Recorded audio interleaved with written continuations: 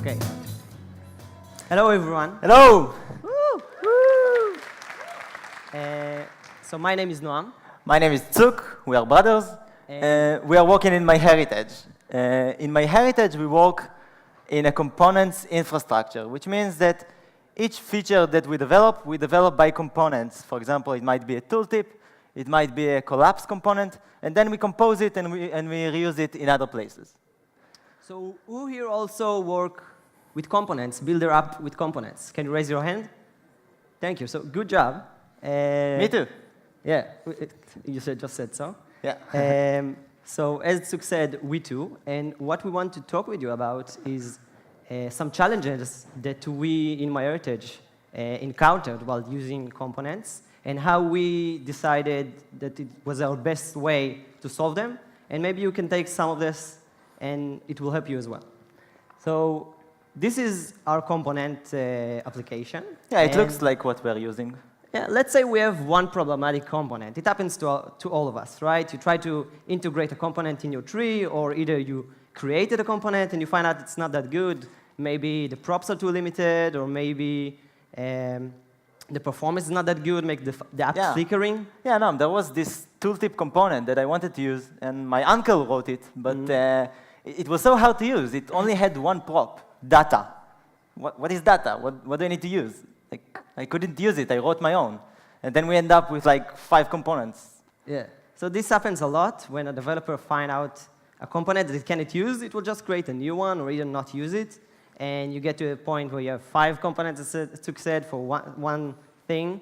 Kind of waste of your time, hard to find what you want. So there's some sort of radius of impact when you have a bad component. It makes the other component around it, when you use it in a tree, to have to do adjustment. If you have a very limiting props, or limited and very strict structure, so it also makes all the component around it need to adjust to it and try to pre-process the data, or try to use different stuff to use this component. Exactly. If we wanted to use the tooltip component that we just talked about, we would have to make the component that uses it, we would have to create a data object and then pass it somehow. And the children that we want to pass to it will also have to be affected. Yeah. And also the performance problem, which will just spoil your whole tree.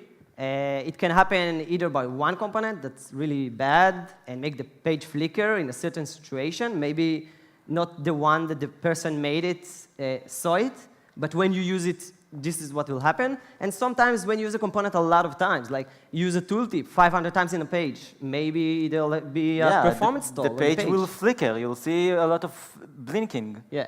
And again, the whole problem is reusability. You have a problem with a component, no one will use it. You want to maximize your component reusability. So we are going to go over the issues that we saw, and we are going to see how to solve them. Yeah. Let's start with tabs. Tabs is the story of the presentation. We're going to build tabs, and we'll show you how we would have built tabs, and what may be the pitfalls when you build it that will make other people not use this component. Yeah, you can see that each tab is basically, you have the header, and you have the content. When you click on one header, it changes the content. So stop for a minute to think, how would you have built tabs? It could be in Angular, in Vue, in React, Slim.js, whatever you want. Just try for a moment to think how you have built it. We'll start by saying HTML did it right? You never heard someone say, hey, I can't use inputs, it's too limited, or hey, select is bad, it's not what I want, the performance is bad, right? You usually prefer to use the HTML native. Maybe they don't look as you want, but usually by reusability and the structure of them and the declarative of them, you prefer to use them. Well, so if you look, except iframes. Except iframes. So if you look on unordered list, you can see it's very declarative, easy to understand. You can understand what are the children. If you want to change the list item to ordered list, you'll have a different effect on the browser. You can easily understand what is happening. You can put anything you want inside the list item. It's very declarative. Yeah.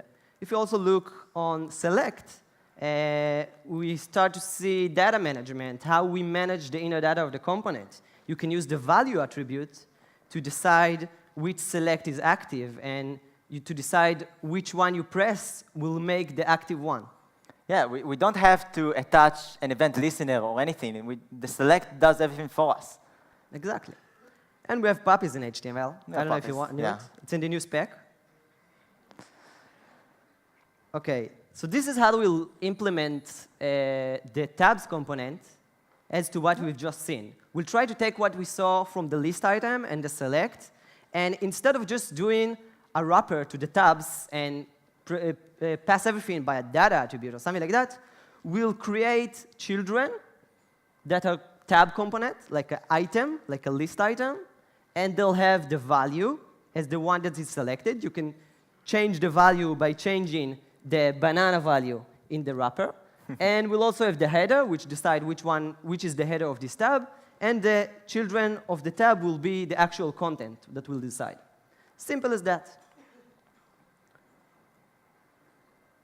But this makes you wonder, how do you decide which tab is active now? Yeah, when you click on one tab, it becomes active. But I saw that in the tabs element itself, you can also tell it which one is active. So I can both tell it which one is active ahead of time, or it can be by clicking. So how do you tell it? So let's talk about data management. We have two options, one called controlled, one is called uncontrolled. We'll start by the uncontrolled one.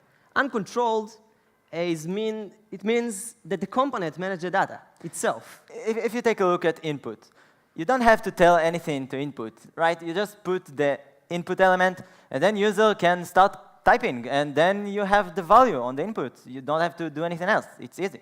Yeah, and if you want to access this value, you have to do it by querying the DOM and getting the element value. You cannot access it from the outside. It's easy or something like that. What is good for? It's easy to use. It's simple to read and understand. Yeah. Not much to say here. Very little amount of code to get a lot of functionality. The other option is called control. It means that the parent manages the data. If you take a look at input, you can actually tell the initial value of the input. And each time you change this, the input value will also change. And you can say, OK, when the input changed, let me know what happened. I'll handle the value. The input doesn't need to do anything. I'll do everything from outside. Mm-hmm. Exactly. And what good is that it makes you full control from the outside. If you use components, it's easy to compose, to be used in a different component.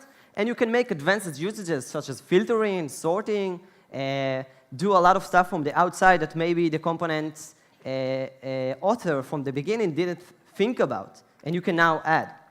I want to point out that the example here is in React, but it doesn't mean it's only for React. You can use it either in Angular or Vue. Yeah.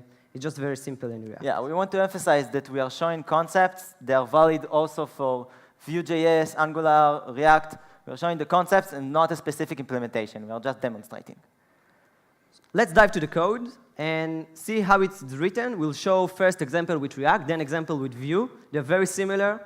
In the end, you'll have the presentation, so you'll have the access to this code. You'll have a link that you can see if you want to dive more into it and understand how it works. For making the React component of the uncontrolled version, we first start with a constructor. We define the state as an empty string. We implement the render function, which all it does, takes all the tabs and separates it to header and content. And we just use the value, as we've seen in the beginning, to decide which one is active. We'll see it in a moment in the function is selected. So we can see both, we have the get header, and the is selected to find the tabs. You can see here that the get header is using the is selected also to decide which one is active. And when you click on a header, it will change the state to be that header. OK? OK, basically, the is selected is the one that says, OK, once I click on the tab, everything is done for me, and the tab serves its value on its own, and it decides from inside what should be the current tab. Yeah. So this makes the component fully uncontrolled. I have no access from the outside, maybe by ref, so I can query the component and change its value. exactly as we've seen with input. Okay, so uncontrolled, everything is done from the inside. We don't decide it. The parent doesn't do anything. Example with view, very similar. We initialize the data with an empty string. We'll also render. I used a render function because it's much easier to separate the slots with render function. So you can see the slots. If you don't know view, it's the same as children in React or transclude in Angular.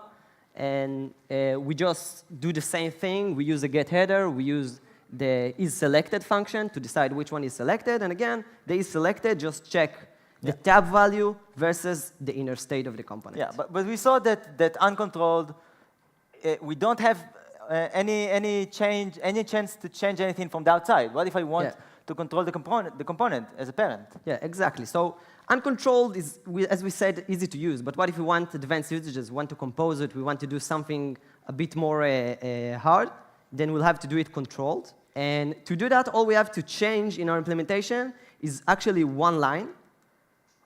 We'll change the isSelected to be, instead of the state, to be against the props.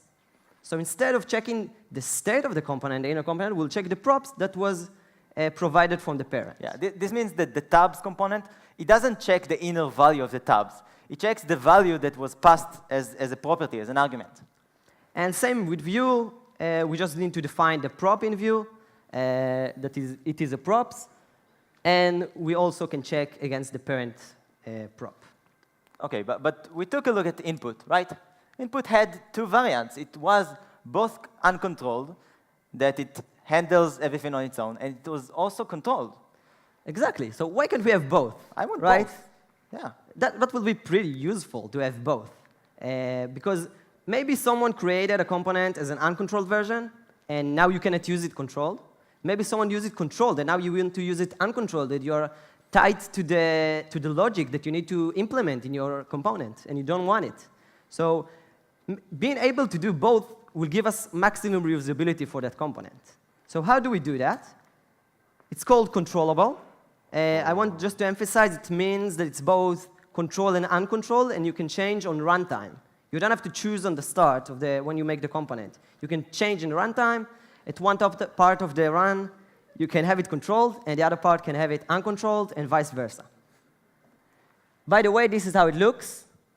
You can both press on a header, and it will change the inner state. And you can change the value, which mimic the parent value on the bottom, and it will also change the component. By the way, this is by something called UIZoo. It's an open source library we develop in MyHeritage. You're free to use it. It's a dynamic component library in React. What you see here, it's from there, that you can try and see on a component how it looks. Yeah, it's like live coding, basically. Yeah, it's very nice. You should check it out. Yeah.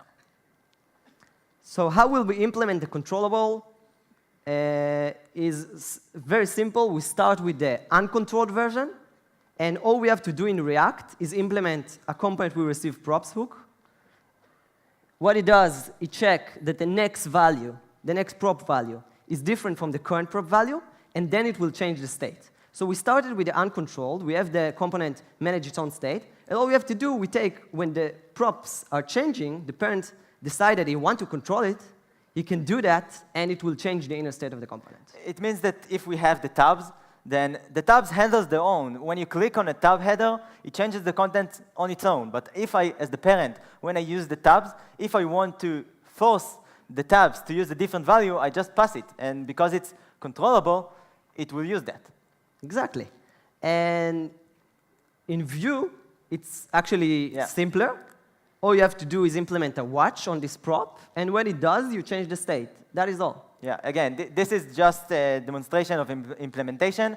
We are showing the concepts. Yeah. So have you seen, we have it both in React and Vue to show you that it's a concept. It's not tightly coupled to React or Vue or anything. It was hard to use. Not anymore. Not anymore. Woo! So we had a component that someone built. It was uncontrolled. We want it as a controlled. We can just implement what you have seen, and we have it both ways. It's not break and change. It works the same as before. Yeah. Easy to use. It makes using components much easier. I want to add animations. Let's add something spicy for our components. Yeah. So for everyone, it happens that you get to a point, you say, OK, I finished building my component. I want to add some animation, some spice to the component, make it look a bit smoother. And maybe you'll do something like that. You'll decide for the tabs to make a slide animation. Yeah, I just want the tabs. When I click on one tab, it moves. It like slides the tab to the right, and the other slide enters. Yeah. So make it a bit nice, crispy. We'll do a transition to the left. Yeah. We'll decide a class on the left tab and on the right tab. And the active one will just do left of 0. And it will just move, right? Yeah, we did it 1,000 times. Someone see a problem here? Seem OK, right? OK. But actually, I implemented it. Yeah, I saw it on my phone, and it doesn't look smooth. And it's not a problem in the presentation. It's not smooth, OK? And it's no problem in the GIF. This is how it looks. This is how it looks. Like in Chrome, it might look good, but if you take a mobile phone and it's has much less CPU, you suddenly see that it's not smooth. It looks bad, actually. And I want to emphasize, this will happen, it will multiply if you may use this component a lot of times and do the same animation at the same time. Yeah, let's see why it happens. Let's try to understand why it happens. OK. For that, we need to understand a bit about the browser rendering, how it works, to understand how we can manage this and fix it. Yeah. So first, this is from the Chrome DevTools documentation. We first process the JavaScript and the style. And then we do something that is called layout. Layout takes all the elements and measure their dimensions and try to understand what to put where. Yeah, this is the step that all the widths are calculated, the heights, the margins, paddings, anything that changes where elements are sitting. The second step called paint. Paint is when we put colors to the screen. We decide which element need to be with which color. Yeah, and it's just like Photoshop. It sets the screen to layers, so it paints each layer on its own. And then, just like Photoshop, we have layers that we can work with. And then the last step, called composite, you take all those layers that Tzook just said, put them together, and print them to the screen. But when you change something at runtime, like we did with the left attribute, you trigger a reflow. You trigger the layout to be processed again. And what you trigger on the three between layout, paint, composite depends on what you just changed. Yeah. So if you change something in the layout that need to decide all the dimensions again, you will also need to do a repaint and composition again. And if you only change the composite, you will only do that. Yeah, it means that if, for example, we take an element and we add some margin to it, it means that the entire calculation of the geometries have moved. So we have to recalculate the layout and then recalculate the paint because elements moved, so we have to repaint them. But if we only change opacity, for example, we don't have to check locations. It's the same place. It's the same place. We can prefer style based on triggers. You can see which triggers are available to you and what triggers what in a site called CSS triggers. Yeah. For example, in that we can see that we don't want to use left because left moves the element and triggers layout. But we can see that actually if we use transform, it only triggers composite. So first, we'll fix the animation. We'll change the left to transform. In this example, it's very easy. We just change it to transform. And instead of left minus 100, we'll change it to translate x minus 100 and to the rest. So this is what we get. And the animation, crisp. Whoa. But let's actually look at data. It's more interesting. We measured it in the DevTools performance tab, and we checked how much time is going for rendering and painting. And you can see when you do it on left, it takes a lot of the time of processing time. For 5 seconds, it takes a lot of time to do only the rendering and painting. Yeah, and because every time it moves something, it has to recalculate it because the element actually moved. And if you look on transform, you can see it doesn't do much because it only do the composite.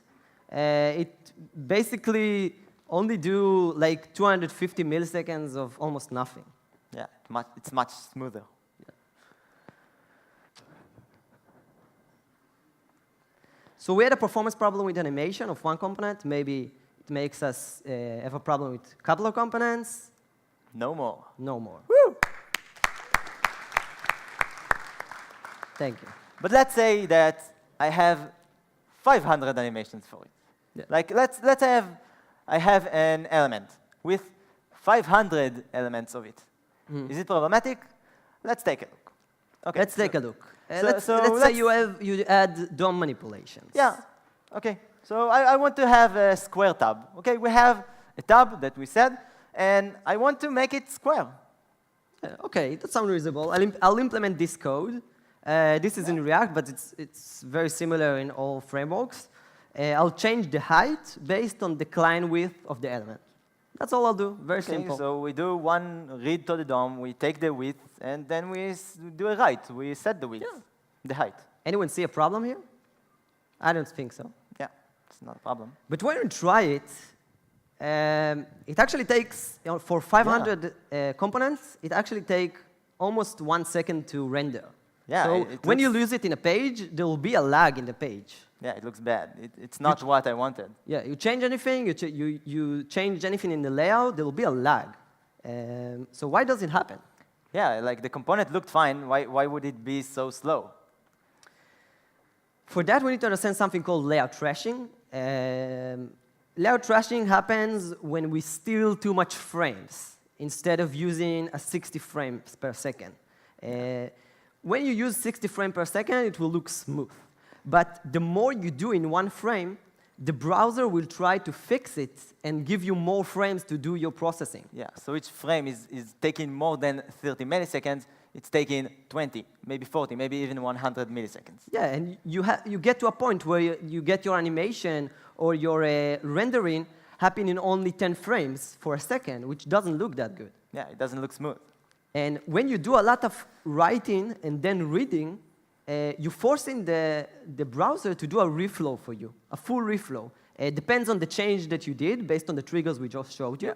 But if you change something like left, or in this case, we change the height, which causes a reflow, you just do read and write one after the other, and it makes the browser think you need this the most updated data about this width, that it will do a full reflow again. And we just make the processing a lot longer and takes a lot longer than one frame. Yeah, so basically because we want the data for the square tab, we want it on demand, the frame becomes longer, but we saw it's doing the read and then the write. It's not doing the write and then the read, so it doesn't have to recalculate anything. So what's the issue? So as we can see here, we do a read and then we do a write, but we do that 500 times because we have 500 components. It means that this happens 500 times, one after the other. We do a read, we do a write, we do a read, we do a write, 500 times, 500 reflows. Yeah, for nothing. There's no much reason to do it. The DOM has been calculated, and then it needs to be recalculated and recalculated and recalculated because we changed it, and then we read it. We wrote, and then we read.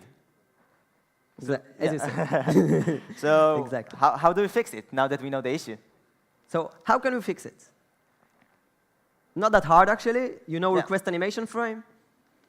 Everyone know request animation frame? OK, so request animation frame is a native browser function that actually has been for a while, and it takes the frames that we have and calls the function that we give in the next frame. So this actually delays the time that the function will happen, the read will happen, only to the start of the next frame. It makes sure that we'll not reflow, and all our reads will happen together in the next frame. But how do we make sure we don't do a write just after the read?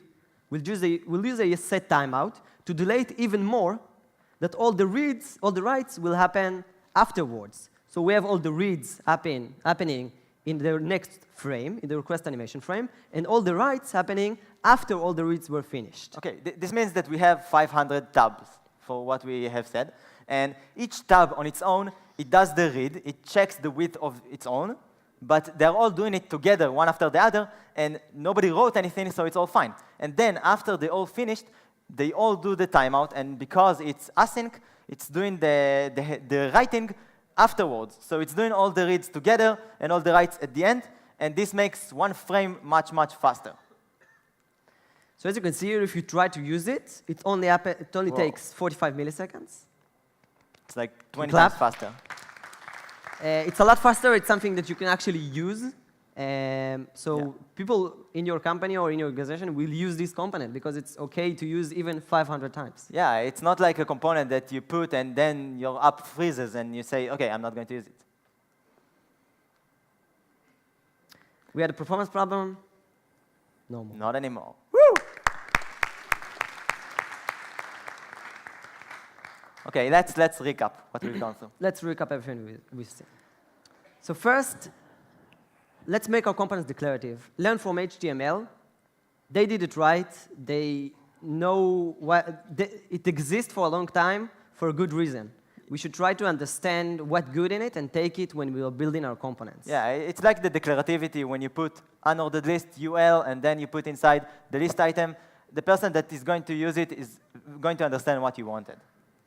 Secondly, we saw the controllable pattern that make your component both uncontrolled and controlled. Those stuff are very powerful when you understand them, and you understand the data flow of your component a lot better. It's just like input. When you look at it, you can both control it, which means that, OK, input body, I'm going to give you the value, and let me know on change when something happens. And you can also say, OK, input, you're on freestyle. Just whatever is typed, just save it in your value, and it does it on its own. Animate wisely. Try to trigger composition or pate instead of free flow.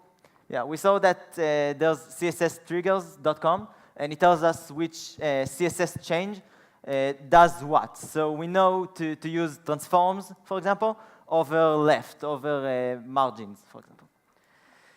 Don't layout rush. Understand your browser, understand what it does when animations are happening. Yeah, when we have one component and it's doing read and write, we might think it's fine. But we need to think in scale because we are in a components world. And one component might spoil the tree because it's used many times. And nobody will use it because in combination it doesn't work well. So make sure that you think about the usages of the components. And make components reusable. Don't spoil your component tree, as Tzook said. Yeah. By the way, use your ISO.